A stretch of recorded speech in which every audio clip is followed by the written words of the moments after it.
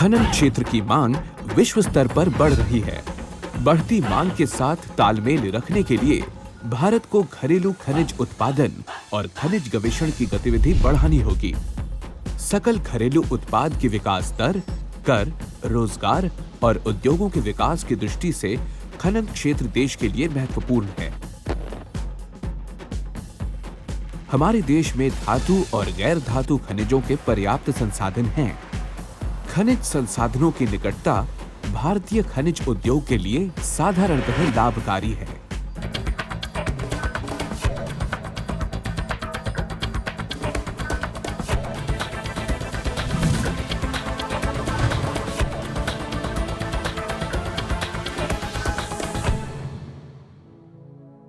खनिज संपदा सीमित और अनवीकरणीय बहुमूल्य प्राकृतिक संसाधन है। जीरो वेस्ट माइनिंग राष्ट्रीय लक्ष्य है। खनिज संसाधनों का वैज्ञानिक और विस्तृत गवेषण किया जाना है। खनिज संपदा की निकासी वैज्ञानिक पद्धति, बेनिफिशिएशन और आर्थिक उपयोग की दृष्टि से अनुकूलित की जानी है। रिजर्व बेस खनन के तरीकों में सुधार, लाभकारी निम्न ग्रेड और उपयोग के लिए रिजेक्ट कर दिए गए अयस्क जुड़े खनिजों की रिकवरी के माध्यम से बढ़ाए जाने चाहिए। अधिक उपयोगिता की वृद्धि के लिए खनन इकाइयों के मशीनीकरण, कंप्यूटरीकरण और स्वचालन में सुधार को लागू किया जाना है। खनन वन और पर्यावरण के मुद्दों के साथ घनिष्ठ रूप से जुड़ा हुआ है। वन क्षेत्र में खनिज बहुतायत से मिलते हैं। कुछ क्षेत्र इकोलॉजिकल रूप से नाजुक होते हैं और कुछ बायोलॉजिकल रूप से समृद्ध। खनन एक व्यापक सतत विकास ढांचे के दायरे में विकास के साथ ही वन, पर्यावरण, पारिस्थितिकी और जैव विविधता की रक्षा की आवश्यकताओं की जरूरतों में संतुलन स्थापित करते हुए किया जाना है। खान में काम करने के लिए मार्गदर्शक सिद्धांत पूर्व खनन अवस्था की तुलना में बेहतर इकोलॉजिकल हालत में खनन क्षेत्र के पुनर्वास के लिए है। सभी खनन कार्य अनुमोदित खनन योजना और अन्य सांविधिक मंजूरियों के अनुसार किए जाने हैं। स्थानीय एवं आसपास के आबादी की विशेष देखभाल की भी जरूरत है। भारतीय खान ब्यूरो कोलकाता पूर्वी भारत के खनन उपयोग पर निगरानी रखे हुए है। यह क्षेत्र बंगाल की खाड़ी के उत्तर में दार्जिलिंग और सिक्किम के निचले हिमालय से दक्षिण में अंडमान और निकोबार द्वीप समूह तक फैला और जैव विविधता में बहुत समृद्ध है। इसमें कैप्टिव खाने अत्यधिक हैं। इस क्षेत्र में खुला और भूमिगत खनन, ड्रिलिंग, ब्लास्टिंग एवं शवल डंपर की सहायता से किया जाता है। खानों से क्रश्ड साइज्ड अयस्क को बेनिफिशिएशन प्लांट तक ले जाने के लिए पर्यावरण के अनुकूल प्रति घंटा 900 टन की क्षमता की 2.5 किलोमीटर लंबी ट्यूबुलर कन्वेयर चूना पत्थर खानों में से एक में स्थापित की गई है। अयस्क के सभी ग्रेड के 100% उपयोग सुनिश्चित करने के लिए ऑप्टिमम भूमि के उपयोग के साथ वैज्ञानिक खनन, उचित पिट डिजाइन और सम्मिश्रण उत्पादकता में वृद्धि करते हैं। कॉन्सेंट्रेटर और द्रव्य स्मेल्टर के साथ सबसे पुरानी तांबे की खान इस क्षेत्र में स्थित है। हालांकि इस क्षेत्र में तांबा अयस्क कम ग्रेड का है। स्टेट ऑफ द आर्ट खनिज परिष्करण के द्वारा सांद्र तांबा यानी कॉपर कॉन्सेंट्रेट का उत्पादन किया जाता है। स्मेल्टर पर तांबा कॉन्सेंट्रेट का अग्रेतर प्रसंस्करण किया जाता है तथा इलेक्ट्रोलिसिस द्वारा तांबा धातु को तांबा कैथोड में जमा किया जाता है। निजी क्षेत्र में एकमात्र संचालित सोने की खान इस क्षेत्र में स्थित है, जहां निम्न ग्रेड के सोने का खनन किया जाता है। यह खनिज संरक्षण का एक आदर्श उदाहरण है। 1946 में स्थापित देश का पहला चूना पत्थर बेनिफिशिएशन प्लांट इस क्षेत्र में स्थित है और खनिज संरक्षण की दृष्टि से यह एक अच्छा उदाहरण है। देश में इस तरह के केवल 2 प्लांट प्रचालित हैं।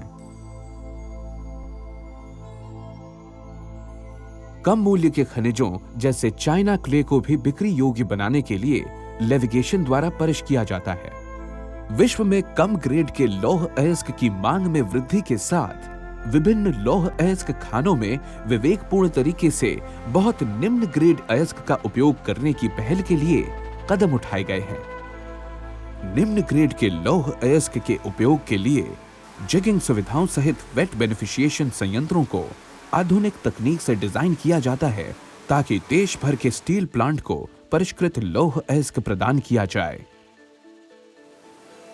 अत्यधिक मात्रा में उत्पादित फाइन्स के अधिक से अधिक उपयोग के लिए पैलेटाइजेशन प्लांट इस क्षेत्र में स्थापित किए गए हैं।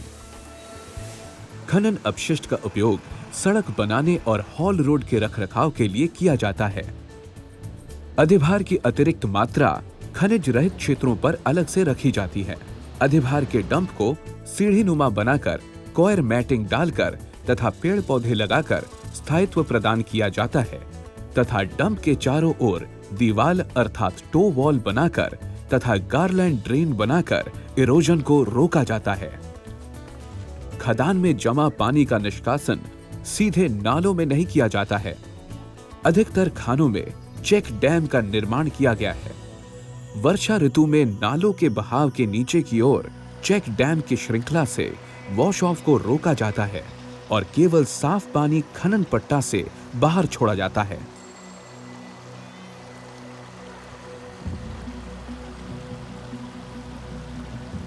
समय समय पर चेक डैम से सिल्ट को निकाला जाता है। उच्च तकनीक के धूल शमन सिस्टम जैसे उच्च दाब के पानी टैंकर, जल छिड़काव तथा वाटर मिस्ट सिस्टम का उपयोग हवा की गुणवत्ता नियंत्रण में किया जाता है। पहाड़ियों की सतह से बहने वाले पानी को रोकने और भूमिगत जल को बढ़ाने के लिए रेन वाटर हार्वेस्टिंग तकनीक और ग्राउंड वाटर रिचार्ज सिस्टम को अपनाया गया है।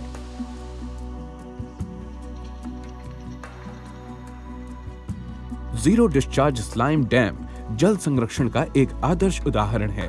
अधिकतम और जल्दी से पानी की प्राप्ति के लिए रसायन डालकर सस्पेंडेड सॉलिड को सेटल किया जाता है और स्वच्छ पानी प्राप्त किया जाता है। सभी बड़े खानों के इक्विपमेंट वर्कशॉप में तेल और ग्रीस ट्रैप का उपयोग किया जाता है। यहाँ पानी को वाहनों की धुलाई के लिए पुनः उपयोग किया जाता है और तेल को सौंप दिया जाता है ऑथराइज्ड रिसाइकलर को। लगभग 80 साल पहले पूर्वी भारत की खनन परियोजनाएं दूर दराज के क्षेत्रों में शुरू की गई थी, जिन्हें खनन के कारण विकसित सड़कों और रेल के माध्यम से अब देश भर में पहुंचाया जा सकता है। आजकल खनन क्षेत्र की कॉलोनियां आधुनिक सुख सुविधाओं से लैस हैं और जीवन यापन का जीवंत माहौल प्रदान कर रही हैं। दूरस्थ खनन परिधि के आसपास के समुदाय अब जीवन की बुनियादी सुविधाओं से लैस हैं। परिधि में संपूर्ण विकास के लिए विभिन्न खानों द्वारा गांवों को अपनाया गया है। थोड़ा हम लोग को कमाई थोड़ा बढ़ गया, उस हिसाब से पहले हम लोग के पास कुछ नहीं था। अभी साइकिल लिए, साइकिल के बाद अभी मोटरसाइकिल लिए, उसके बाद हम लोग का फिर और किसानों के साथ मिल करके हम लोग ट्रैक्टर लिए। 1925 के बाद से स्थानीय लोगों को मोबाइल क्लिनिक से लेकर पूर्ण विकसित अस्पतालों में, जिनमें से कुछ में क्रिटिकल केयर सुविधाओं की उपलब्धता के साथ स्वास्थ्य देखभाल सुविधाओं से लाभान्वित किया है। नेत्र, दंत, हृदय रोग, आधुनिक गहन चिकित्सा इकाई की सुविधाएं प्रभावी ढंग से कार्य कर रही हैं। इन दुर्गम क्षेत्रों में सामान्य प्राथमिक स्कूलों से स्मार्ट स्कूलों तक की स्थापना करके शैक्षणिक संस्थानों के द्वारा शिक्षा की दिशा में महत्वपूर्ण योगदान किया गया है।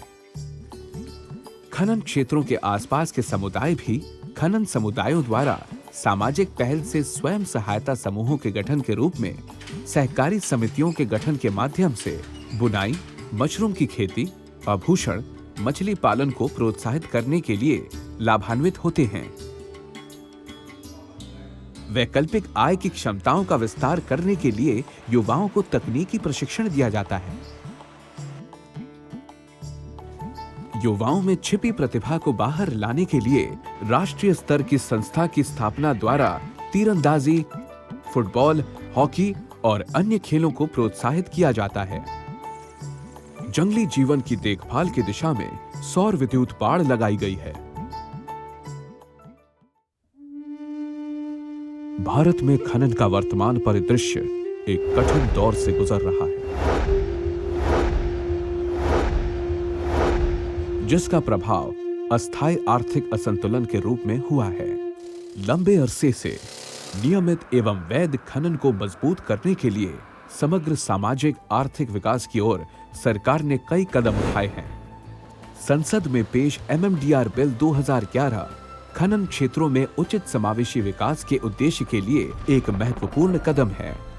रिकॉनेसेंस लाइसेंस का प्रोस्पेक्टिंग लाइसेंस में सहज तब्दील करना और खनन पट्टे के लिए हाई टेक्नोलॉजी रिकॉनेसेंस सह एक्सप्लोजन लाइसेंस का प्रोविजन खनिज गवेषण में तेजी लाने के लिए एक नई अवधारणा है और रिजर्व एवं संसाधनों की वृद्धि की दिशा में एक बड़ा कदम है, जो खनिज संरक्षण को मजबूत करेगा।